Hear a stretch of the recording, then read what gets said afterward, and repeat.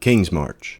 One of the best, if not the best way to make passive currency in Path of Exile. Let's get into it. So I'm going to try to keep this guide as short as possible while still trying to cover all the important things that you should know about Kingsmarch.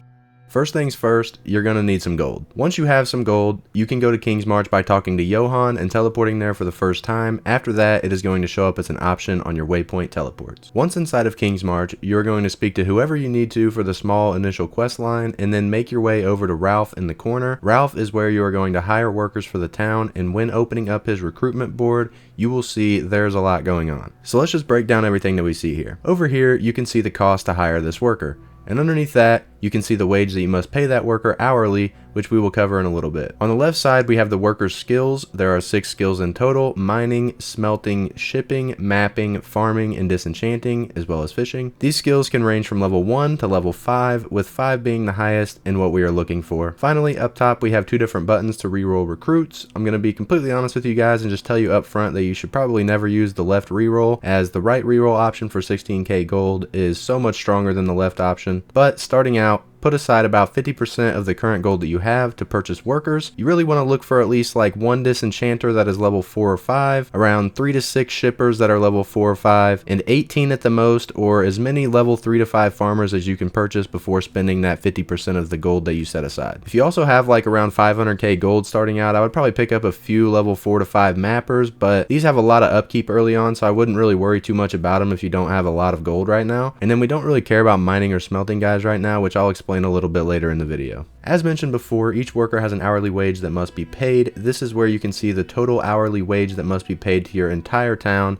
and this is where you can put money in the treasury to pay your workers hourly. Put about 50% of your remaining gold in here for now, and leave the rest of your gold for currency exchange and trading purposes for now until you can get more. Now that you have gold in your treasury, you can head on up to the northern farming plots. Starting out, I would recommend to set every single farming plot to blue xanthemum, which we will talk about why in a little bit, but you want to at least get 1 farmer on each of the 6 farming plots so that you're farming the most amount of crops as possible. Depending on how many workers you are able to purchase, fill up the farming plots with as many workers as you can for now, and you will begin gathering crops. Now, let's head on over to Tujin and talk about shipping. Shipping is how we are going to be making passive money using Kingsmarch. A quick little overview of what is going on here is on the right we can see our shipping map, which is each of the locations that we can ship goods to for different rewards. Although favored rewards can be beneficial, we aren't too worried about these for the first shipping method we're going to cover. On the left side is where we manage our 3 ships. Let's just go ahead and start out by selecting a port. There are many different shipping methods that have been discovered since the release of Kingsmarch, but to keep this video simple and not too much information overload, we are only going to be talking about 2. The first method is the one that I have set you guys up for, which is the blue xanthemum method. This method involves sending 10,000 blue xanthemum to Kalgur, so we can go ahead and select Kalgur as our port. Once that is done, we can go into the shipment tab and type in 10,000 next to the blue xanthemum slider,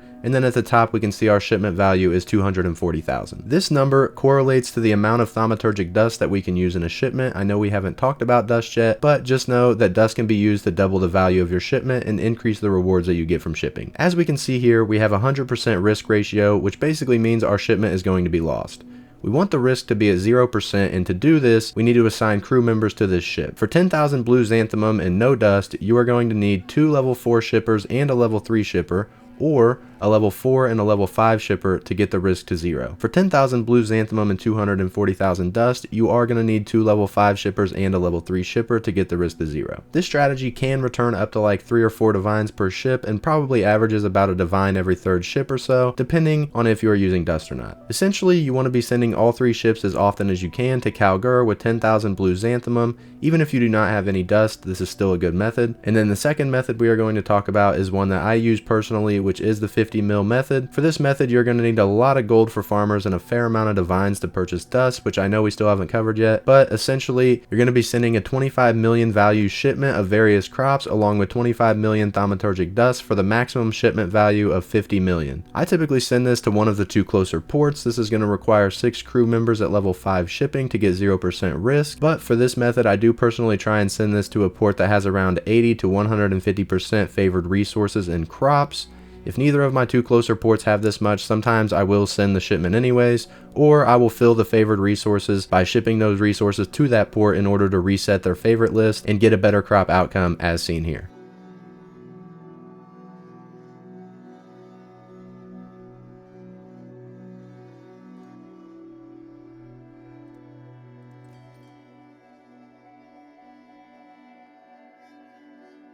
The reason this shipment value is so good is because it can reward you with multiple mirror shards per shipment. The downside is that the shipment can take a week or two of farming crops before it is ready to be sent, depending on your farmer's levels, and by no means are you guaranteed to get mirror shards. Here are some of my 50 mil shipments from last league just to give an idea of how good this can be. There is another method called the 17 mil shipment, which is similar to the 50 mil method, but personally I haven't had any luck with that shipment, and I've not seen nearly as good of results come from that shipment as the 50 mil, so that's kind of why I didn't really want to cover it here. There are guides out there for that if you want to look into that method, but personally I feel that the 50 mil is better, and that could just be like a placebo effect. Just know that other methods do exist. Now let's take a look at Disenchanting. Now that you understand what dust is actually used for, how do you get it in good amounts? Thaumaturgic dust is obtained by disenchanting rare or unique items at ROG. Starting out, I recommend just throwing in random rares that you get from mappers or shipments or even from maps just to get some dust coming in. However, if you are going for a 50 million shipment, it is going to take ages to get 25 mil dust without purchasing high tier uniques in order to get more per disenchant. The way this works is the higher tier rare uniques will dust for a lot more than the low tier uniques will,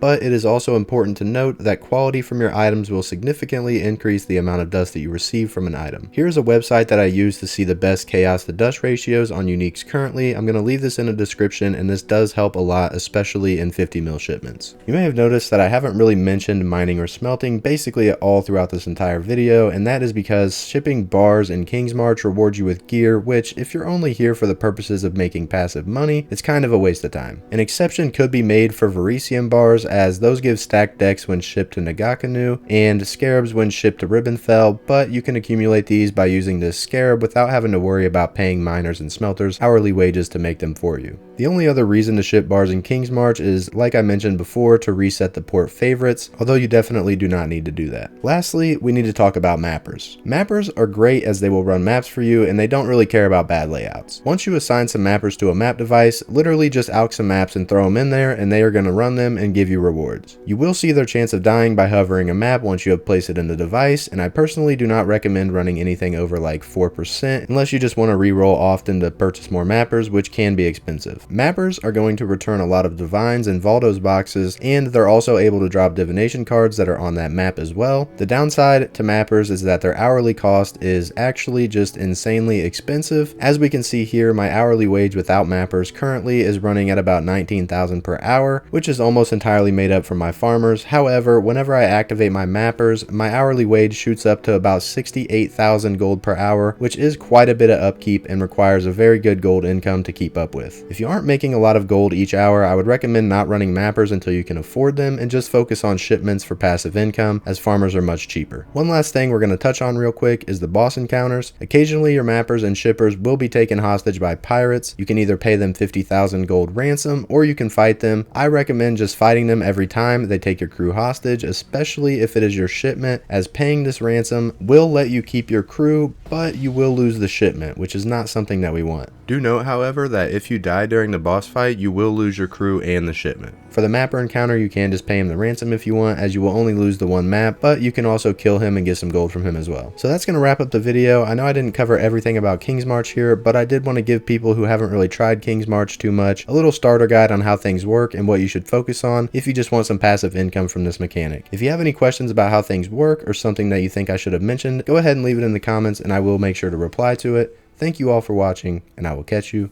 in the next one. Peace.